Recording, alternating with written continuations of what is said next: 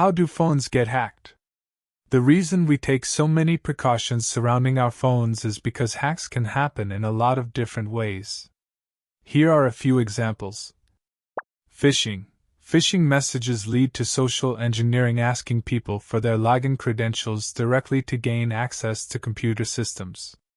Phishing can happen not only through emails and text messages, but also through scam phone calls. If you get a strange text or email from someone you don't know, don't click on it. The same goes for messages on social media. Your mobile security will thank you. Brute force attacks. Brute force attacks are perhaps the most primitive hacking method, as hackers just guess at passwords until they log incorrectly. Man-in-the-middle attacks. With this method, hackers intercept data packets as they travel between a sender and a receiver, listening for login credentials. Physical access. Whether it's a lost or stolen phone, if it doesn't have a passcode, hacking is much easier.